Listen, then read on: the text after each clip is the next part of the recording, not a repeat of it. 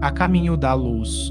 História da civilização à luz do Espiritismo, ditada pelo Espírito Emmanuel, psicografada por Francisco Cândido Xavier, FEB 1939. As grandes religiões do passado. Temas abordados: as primeiras organizações religiosas, ainda as raças adâmicas, a gênese das crenças religiosas, a unidade substancial das religiões, as revelações gradativas, preparação do cristianismo, o Cristo inconfundível. As primeiras organizações religiosas. As primeiras organizações religiosas da Terra tiveram, naturalmente, sua origem entre os povos primitivos do Oriente, aos quais enviava Jesus, periodicamente, os seus mensageiros e missionários. Dada a ausência da escrita, naquelas épocas longínquas, todas as tradições se transmitiam de geração a geração através do mecanismo das palavras. Todavia, com a cooperação dos degredados do sistema da capela, os rudimentos das artes gráficas receberam os primeiros impulsos, começando a florescer uma nova era de conhecimento espiritual no campo das concepções religiosas. Os Vedas, que contam mais de 6.000 anos, já nos falam da sabedoria dos astras ou grandes mestres das ciências hindus que os antecederam de mais ou menos 2 milênios, às margens dos rios sagrados da Índia. Vê-se, pois, que a ideia religiosa nasceu com a própria humanidade, constituindo o alicerce de todos os seus esforços e realizações no plano terráqueo. Ainda as raças adâmicas. Não podemos, porém, esquecer que Jesus reunira nos espaços infinitos os seres proscritos que se exilaram na Terra antes de sua reencarnação geral na vizinhança dos planaltos do Irá e do Pamir. Nota 42. Nota 42. Pamir, cordilheira situada na Ásia Central, estendendo-se pelo Paquistão, Afeganistão e Quirguistão, obedecendo às determinações superiores do mundo espiritual. Eles nunca puderam esquecer a palavra salvadora do Messias e as suas divinas promessas. As belezas do espaço, aliadas à paisagem mirífica do plano que foram obrigados a abandonar, viviam no cerne das suas recordações mais queridas. As exortações confortadoras do Cristo, nas vésperas de sua dolorosa imersão nos fluidos pesados do planeta terrestre, cantavam-lhes no íntimo os mais formosos hosanas de alegria e de esperança. Era por isso que aquelas civilizações antigas possuíam mais fé, colocando a intuição divina acima da razão puramente humana. A crença, como íntima e sagrada aquisição de suas almas, era a força motora de todas as realizações e todos os degredados, com os mais santos entusiasmos do coração, falaram dele e da sua infinita misericórdia. Suas vozes enchem todo o âmbito das civilizações que passaram no pentagrama do século sem fim e, apresentado com 1000 nomes, segundo as mais variadas épocas, o Cordeiro de Deus foi guardado pela compreensão e pela memória do mundo, com todas as suas expressões divinas ou, aliás, como a própria face de Deus, segundo as modalidades dos mistérios religiosos. A gênese das crenças religiosas. A gênese de todas as religiões da humanidade tem suas origens no seu coração augusto e misericordioso. Não queremos, com as nossas exposições, divinizar dogmaticamente a figura luminosa do Cristo, e sim esclarecer a sua gloriosa ascendência na direção do orbe terrestre, considerada a circunstância de que cada mundo, como cada família, tem seu chefe supremo ante a justiça e a sabedoria do Criador. Fora erro crasso julgar como bárbaros e pagãos os povos terrestres que ainda não conhecem diretamente as lições sublimes do seu evangelho de redenção, porquanto a sua desvelada assistência acompanhou, como acompanha a todo o tempo, a evolução das criaturas em todas as latitudes do orbe. A história da China, da Pérsia, do Egito, da Índia, dos árabes, dos israelitas, dos celtas, dos gregos e dos romanos está alumiada pela luz dos seus poderosos emissários, e muitos deles também se houveram no cumprimento dos seus grandes e abençoados deveres, que foram havidos como sendo ele próprio, em reencarnações sucessivas e periódicas do seu divinizado amor.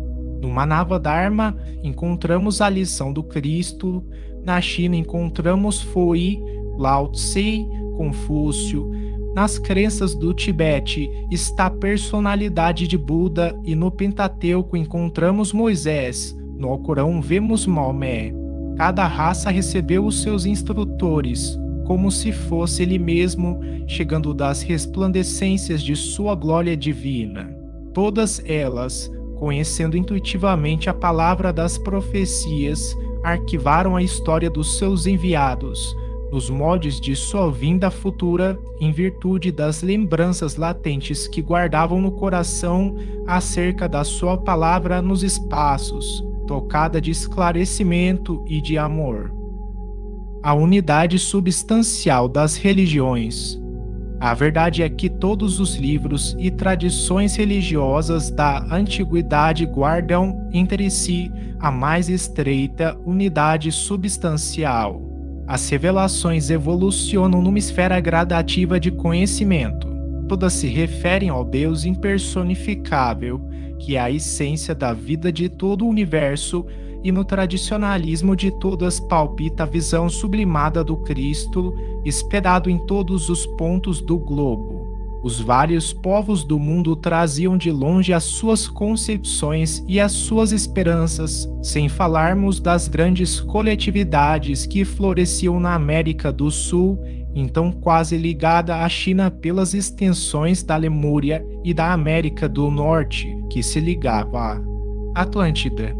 Não é, porém, nosso propósito estudar aqui outras questões que se não refiram à superioridade do Cristo e à ascendência do seu Evangelho, nestes apontamentos despretensiosos, citando, porém, todos os povos antigos do planeta, somos compelidos a recordar igualmente as grandes civilizações pré-históricas, que desabrocharam e desapareceram no continente americano, de cujos cataclismos e arrasamentos ficaram ainda as expressões interessantes dos Incas e dos Aztecas, que, como todos os outros agrupamentos do mundo, receberam a palavra indireta do Senhor, na sua marcha coletiva através de augustos caminhos. As revelações gradativas. Até a palavra simples e pura do Cristo, a humanidade terrestre viveu etapas gradativas de conhecimento e de possibilidades na senda das revelações espirituais. Os milênios, com as suas experiências consecutivas e dolorosas, prepararam os caminhos daquele que vinha, não somente com a sua palavra, mas principalmente com a sua exemplificação salvadora. Cada emissário trouxe uma das modalidades da grande lição de que foi teatro a região humilde da Galileia. É por esse motivo que numerosas coletividades asiáticas não conhecem a lição direta do Mestre, mas sabem do conteúdo da sua palavra em virtude das próprias revelações do seu ambiente. E, se a Boa Nova não se dilatou no curso dos tempos, pelas estradas dos povos, e que os pretensos missionários do Cristo, os séculos posteriores aos seus ensinos, não souberam cultivar a flor da vida e da verdade, do amor e da esperança, que os seus exemplos haviam implantado no mundo, abafando-a nos templos de uma falsa religiosidade, ou encarcerando-a no silêncio dos claustros, a planta maravilhosa do Evangelho foi sacrificada no seu desenvolvimento e contrariada nos seus mais legítimos objetivos. Preparação do cristianismo. As lições da Palestina foram, desse modo, precedidas de laboriosa e longa preparação na intimidade dos milênios. Os sacerdotes de todas as grandes religiões do passado supuseram nos seus mestres e nos seus mais altos iniciados a personalidade do Senhor, mas temos de convir que Jesus foi inconfundível. À luz significativa da história, observamos muitas vezes, nos seus auxiliares ou instrumentos humanos, as características das vulgaridades terrestres. Alguns foram ditadores de consciências, enérgicos e ferozes no sentido de manter e fomentar a fé, outros, traídos em suas forças e desprezando os compromissos sagrados com o Salvador, longe de serem instrumentos do Divino Mestre, abusaram da própria liberdade, dando ouvidos às forças subversivas da treva, prejudicando a harmonia geral. O Cristo inconfundível. Mas Jesus assinala sua passagem pela terra com o selo constante da mais augusta caridade e do mais abnegado amor.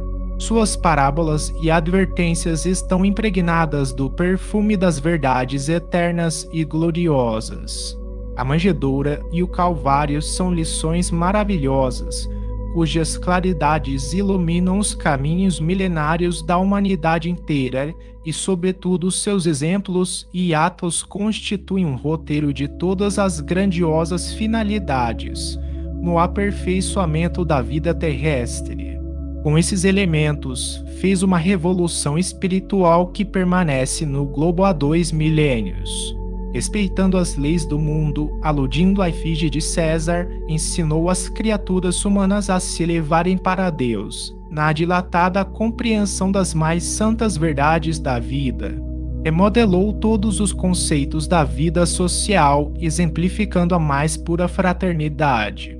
Cumprindo a lei antiga, encheu o organismo de tolerância, de piedade e de amor, com as suas lições na praça pública, em frente das criaturas desregradas e infelizes, e somente lhe ensinou amai-vos uns aos outros, vivendo a situação de quem sabia cumpri-lo. Os espíritos incapacitados de compreendê-lo podem alegar que as suas fórmulas verbais eram antigas e conhecidas, mas ninguém poderá contestar que a sua exemplificação foi única, até agora, na face da terra. A maioria dos missionários religiosos da antiguidade se compunha de príncipes, de sábios ou de grandes iniciados, que saíam da intimidade confortável dos palácios e dos templos, mas o Senhor da semeadura e da seara era a personificação de toda a sabedoria, de todo o amor, e o seu único palácio era a tenda humilde de um carpinteiro, onde fazia questão de ensinar à posteridade que a verdadeira aristocracia deve ser a do trabalho, lançando a fórmula sagrada definida pelo pensamento moderno, como o coletivismo das mãos, aliado ao individualismo dos corações, síntese social para a qual caminham as coletividades dos tempos que passam e que, desprezando todas as convenções e honrarias terrestres, preferiu não possuir pedra onde repousasse o pensamento dolorido, a fim de que aprendessem os seus irmãos a lição inesquecível do caminho, da verdade e da vida.